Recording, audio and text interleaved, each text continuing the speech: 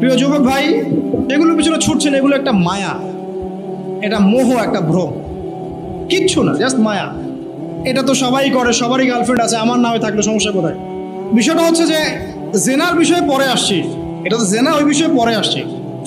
বাস্তবিক অর্থে আপনার অবস্থানটাকে সে মূল্যায়ন করছে। আপনার অবস্থানটা যেমন, এই অবস্থানের উপর ডিপেন্ড করে কিন্তু আপনারকে সে মূল্যায়ন করছে। আপনার ভিতরের সত্তাকে সে মূল্যায়ন এখনো করতে শেখে নাই।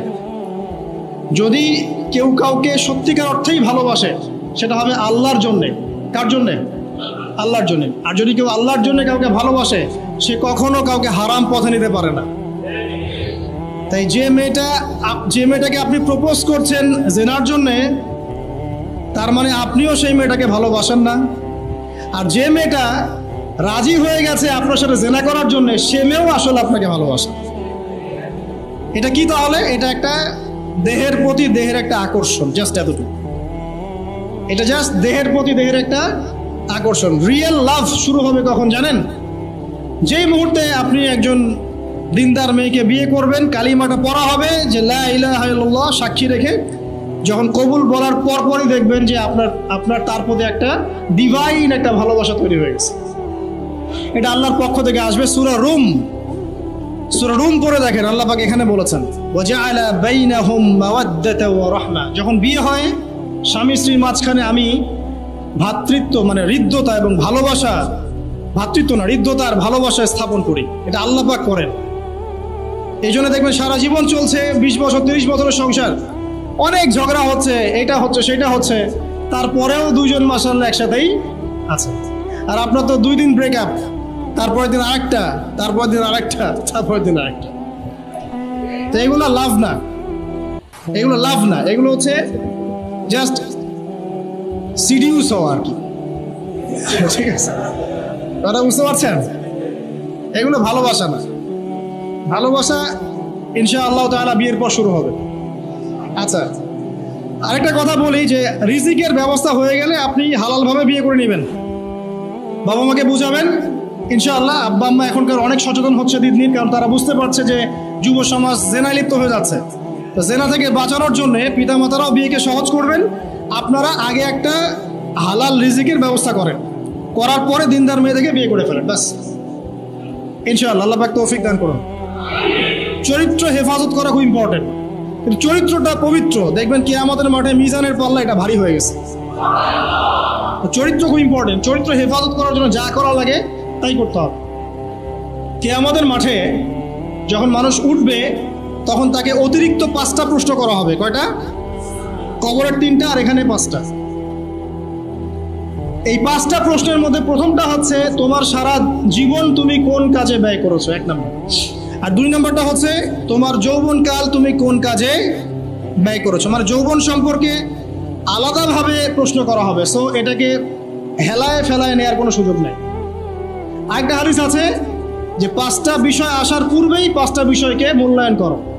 তার মধ্যে একটা হচ্ছে তোমার বার্ধক্য আসার আগেই তুমি তোমার যৌবনকালটাকে মূল্যায়ন করো। অতএব ভাই, আপনারা চাইলে অনেক কিছু করতে পারবেন।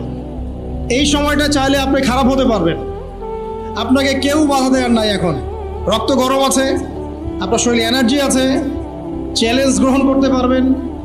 আপনি চাইলে ভালো হতে পারেন, এখন চাইলে খারাপ হতে পারেন। প্রিয় যুবক ভাই, আল্লাহ পাক আপনার দেহের প্রত্যেক ফোঁটা রক্ত তৈরি করেছে, সৃষ্টি করেছে। তো আপনার শরীর, আপনার দেহ, আপনার এই যে মন, রক্ত, মাংস, ঘাম, এটাকে আল্লাহর ইবাদতে ব্যয় করে দেন। ইনশাআল্লাহ তাআলা আপনার জন্য অনন্তকালের জান্নাত অপেক্ষা করছে।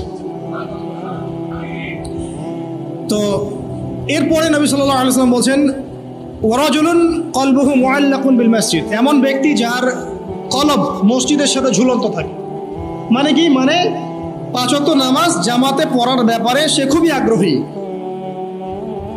আমরা যদি 5 ওয়াক্ত নামাজ ঠিকঠাক মতো না পড়তে পারি বা জামাতে অ্যাটেন্ড না করতে পারি, আমাদেরকে দ্বারা আসলে ইসলামের কোনো বড় বিপ্লব সম্ভব না।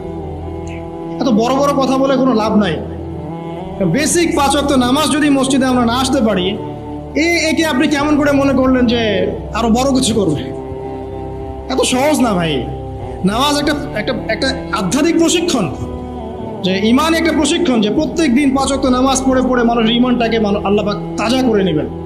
আস্তে আস্তে আরও উঁচু লেভেলে যাবেন, 5 ওয়াক্ত নামাজ পড়বেন, তারপর নফল, সুন্নত, মুস্তাহাব পড়তে পড়তে আপনি কিন্তু নিজের ইমানের লেভেলটাকে বাড়াতে থাকবেন। সো সেই ব্যক্তি যার হৃদয় বা কলিজা বা কলব মসজিদের সাথে ঝুলন্ত থাকে, আল্লাহ পাক সেই ব্যক্তিকে আরও সে ছায়া দিবেন ইনশাআল্লাহ তাআলা। আর আমরা জানি যে জামাতে নামাজ পড়লে 25 থেকে 27 গুণ বেশি নেকি পাওয়া যায়। আল্লাহ পাক আমাদের সবাইকে জামাতে নামাজ পড়ার তৌফিক দান করুন, আমিন। যদি এর প্রশিক্ষণ নিতে চান তাহলে আল্লাহর রাস্তায় 3 দিন 40 দিন সময় দেন, আপনাকে নামাজ ধরিয়ে দেওয়া হবে ইনশাআল্লাহ।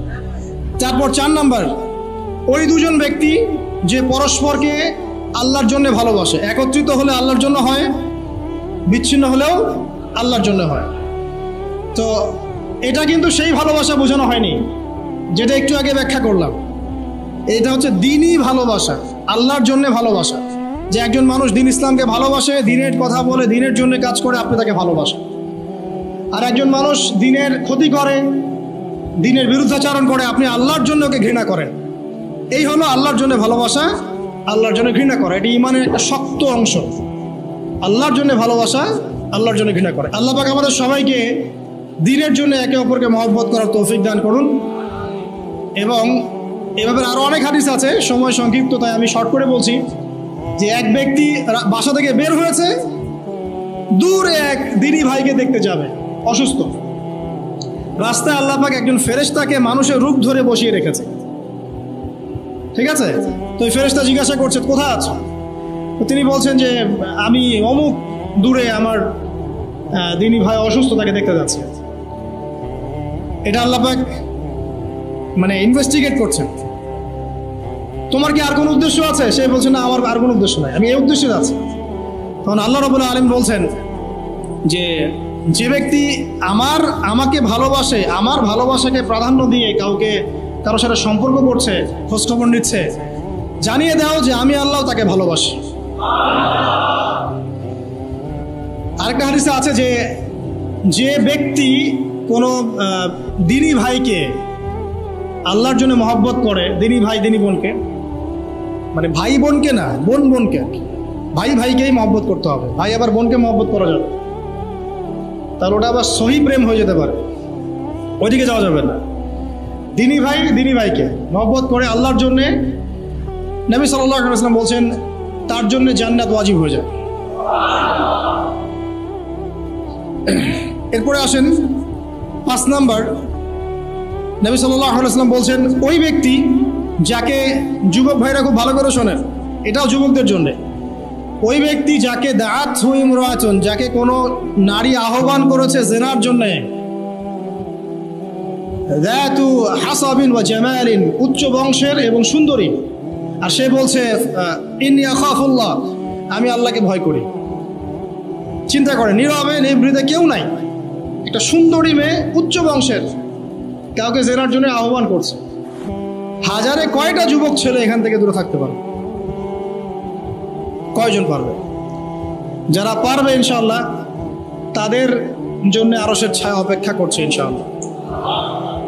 এটা তো অনেক জটিল অবস্থা। এমনি তো গার্লফ্রেন্ডকে নিয়ে রাস্তায় হেঁটে যাচ্ছে, রিক্সায় ঘুরে বেড়াচ্ছে, কফি খাচ্ছে, বারে ড্যান্স করতেছে, ফিল্ম দেখতে যাচ্ছে। এটা তো গোপনে একটা সুন্দরী মেয়ে আহ্বান করছে, সে বলছে আমি আল্লাহকে ভয় করি। তো গোপন, তো গোপনের পরোয়া নেই, প্রকাশ্যেই তো সব করছে। তাহলে এই জেনারেশন কি আরশের ছায়া পাবে? পাবে যদি তারা তওবা করে ফিরে আসতে পারে। আল্লাহ পাক তাদেরকে তওবা করে ফিরে আসার তৌফিক দান করুন।